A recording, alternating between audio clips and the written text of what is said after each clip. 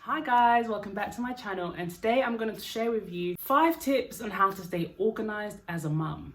First, let's start with a cleaning schedule. Now, I plan my cleaning to spread across the week because I have so much to do and I also don't want to be burned out, so I make sure that I schedule different things for different days. So Monday I might clean the living room, Tuesday I might clean the bathroom and the hallway, Wednesday I might touch on something else, and so on and so on. Sundays I don't do anything but rest and watch YouTube, so make sure that you allocate self-care days within your cleaning schedule.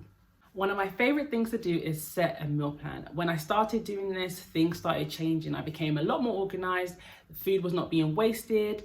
Money was not being wasted because I know I like to save a coin here and there, and the children were a lot more happy. My family was happier because I was spending less time in the kitchen trying to figure out what I'm going to cook for the evening. So with the meal plan, I just figure out what I'm going to cook for the week, or I even do it for the month. And basically you just see what you have first of all, see what you want to make, see what you need to buy in addition to that, and then set the days that you're going to make certain meals. Maybe you do breakfasts or dinners, or maybe you want to have lunches or dinners, whichever works for you, but make sure you set the plan and stick to it. This way you're able to budget better and you're able to shop a lot more easy as well. So I've always liked writing and I love making lists. Anything I think about, I put it down in my journal, I put it down in my diary, I make a list. To be organized, I would say have a to-do list. You can work with it on your phone, you can work with it in a book, a notebook, whichever way works for you. But make the list. For me, I do it in the evening. I like sitting down right before bed or when I'm chilling in the evening and just going through the things that I didn't get to do in the day, I add to the list, and things that I need to do the next day, I add to the list. That way my list is full and I work on it the next day in the morning. Another way to be organized is to have a place for everything.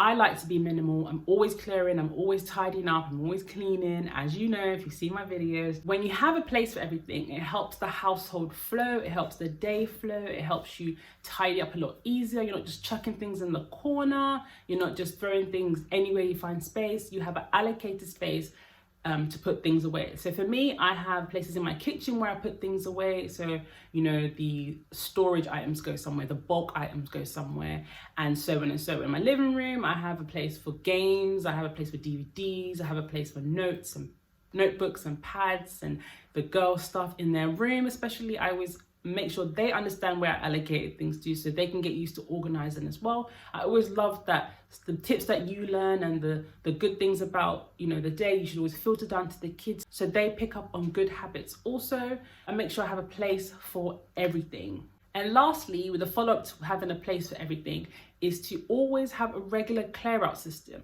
I know a lot of people don't do that, but I would advise when being organized to have a clear out system. My clear out system is every 6 months I do a full home clear out. So I'm spring cleaning all the time and I get rid of things that I haven't used within that 6 months.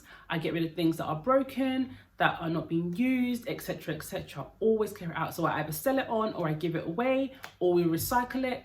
And it helps the flow of the house. I like my house to breathe, I like to be minimal, and it also helps with children as well because they don't play with stuff, or there's a lot of broken stuff in their room, in their toys that they want to hang on to. When it comes to being organized, I would say do what works for you, do what's best for you.